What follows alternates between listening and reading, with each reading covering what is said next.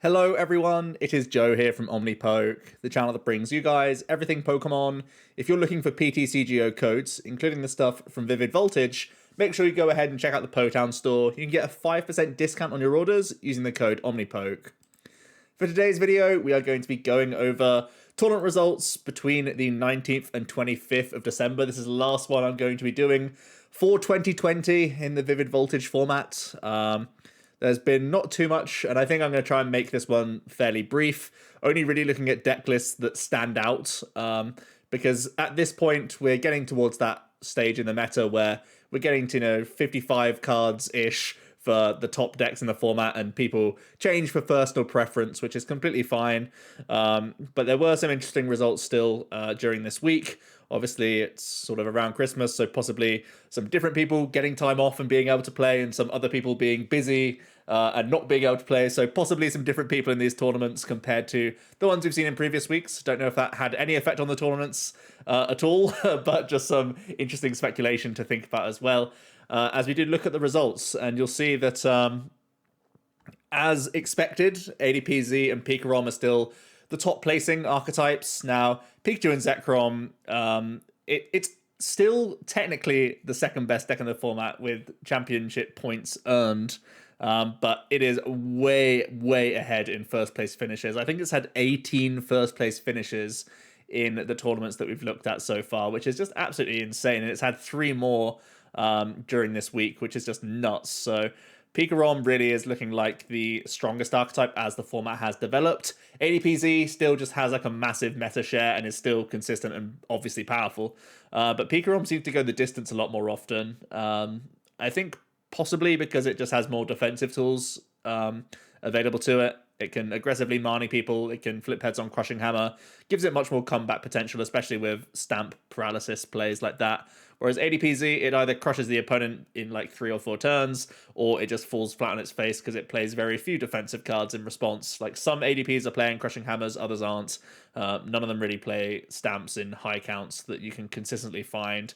And even their Marnie counts are a lot lower compared to Pikarom's. So it's really just trying to impose its plan and doesn't really have a fallback, whereas Pikarom has some really powerful spiky turns available to it, but also has fallback plays as well. So I think that's why we're seeing that come out as the most well-rounded deck of this format, which is my main opinion now. I'm still obviously a big fan of ADP and Pikarom, fan of both those decks, but Pikarom seems to be the pick for looking to go deep in tournaments. Other than that, we've seen a decent amount of placements for Eternatus continuing.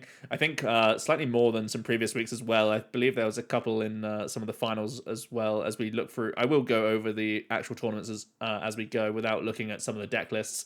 But Eternatus had a pretty decent week.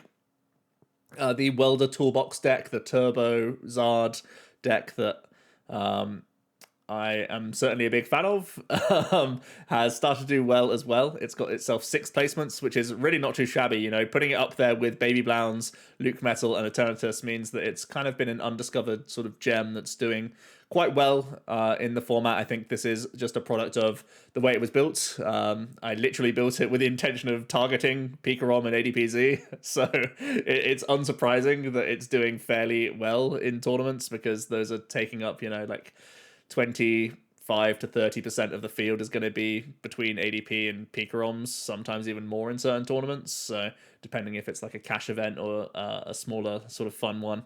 So yeah, just like a nice anti-meta deck. I personally think it's more well-placed than Centiskorch right now, and I think it works more often than Senti, because we're in such a heavy Marnie-focused field where there's Mewtwo, Pikarom, and Thingy Majig playing a bunch of Marnies as well. Luke Metal plays a bunch of Marnies. So yeah, I feel like with such a high Marnie count in the format, using the big basic welder based decks makes a lot more sense than going towards Centiskorch, where you just have much more opportunities to whiff.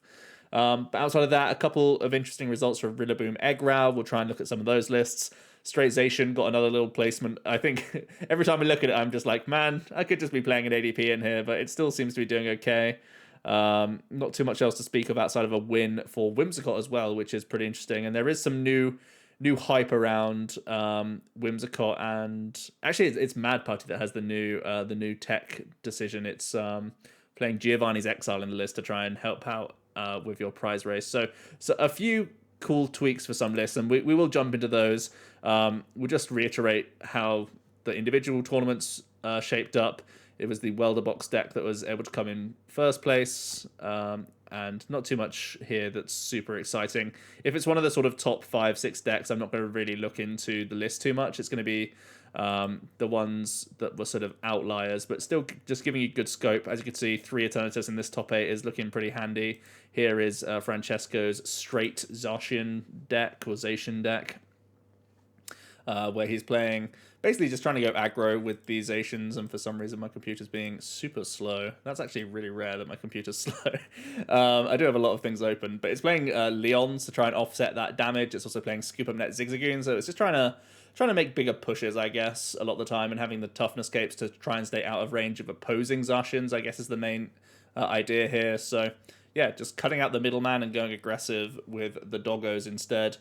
Yeah, seems pretty okay. I mean, it's obviously got a lot less placements than Tried and Trusted ADP, but yeah, it seems fine. There's not too much to dislike. It's trying to play that tempo game plan a lot more into certain matchups, which is certainly reasonable. With the amount of tag teams already in the format, it makes sense, I guess, you could say, that you're able to take 3 prizes with the dogs anyway, sometimes, without the ADP buff can sometimes get lost in certain situations, in certain matchups, so yeah, just trying to buff the damage with the Leon itself seems okay.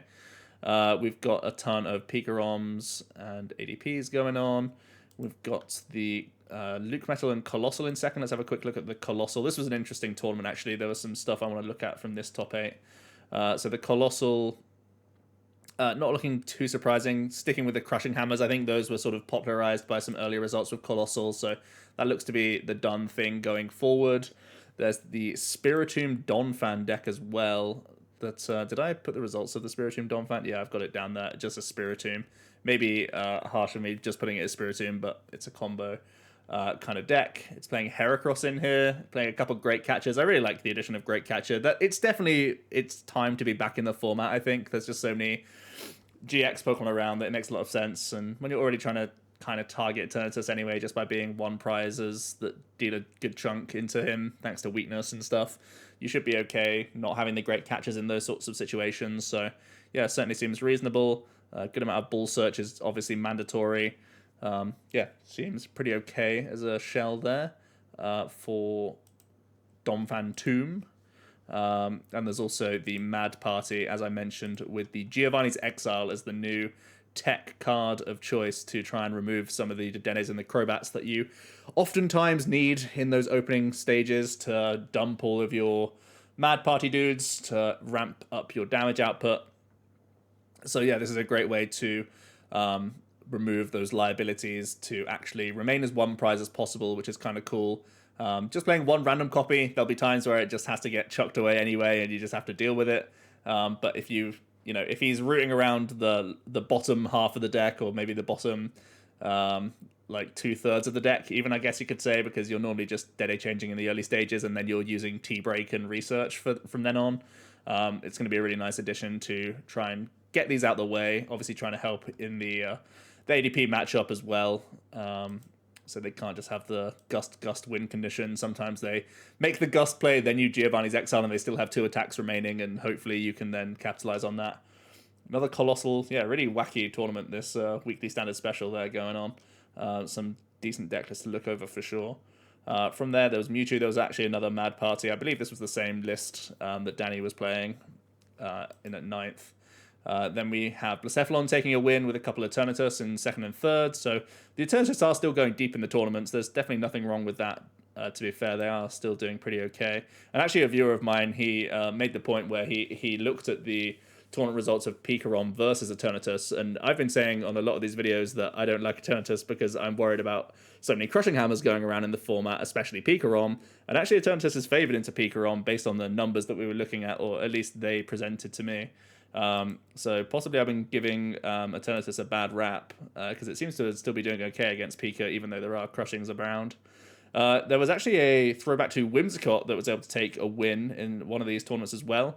trying to use the Sylvali GX and a heavy count of the Island Challenge amulets certainly makes a lot of sense there. Gives you some great stamp proofing, gives you, just a good amount of draws. Playing Fion as well as the boss's orders, which I think is pretty decent as well. Makes a lot of sense. Yeah, just a decent shell of the Whimsicott overall, to be fair. So that was cool to see. Again, this was one of the wackier tournaments because there was also the Rillaboom Rowegg in the top 4. Now, I'm not super convinced on why Rillaboom Rowegg should be doing that well in the format right now. I mean, Tropical Hour GX is very, very scary for Pikarom players, I guess.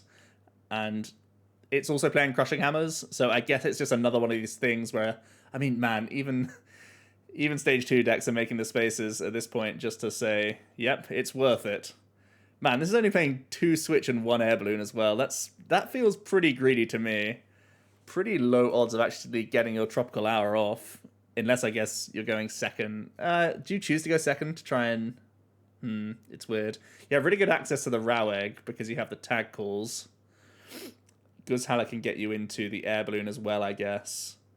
So you just choose to go second in Tropical Hour, turn 1, by trying to tag call aggressively for Guzhala. So I guess you don't need that many switches, but only 1 Air Balloon still kind of makes me pretty scared because of how important the Guzhala would be to your win condition. But you can see what's going on here. You're trying to Crushing plus Tropical Hour GX away a bunch of energies at some point in the game to make it difficult for them. Maybe something worth exploring. I mean, I normally just sort of shrug off weakness being a big problem. Obviously, it's also playing double double to mean that once the Rowegg goes down, you've still got 2 attackers that can come in from then on, which makes a lot of sense. It's also got 1 copy of Weak Guard that you can Guzhala for, at least in those opening stages, to try and have some defense there. So yeah, interesting deck list. I think it's just the power of the GX attack ultimately that's trying to see this sort of thing through. And to a certain extent, just the synergy that this deck has with Guzhala as well makes a lot of sense.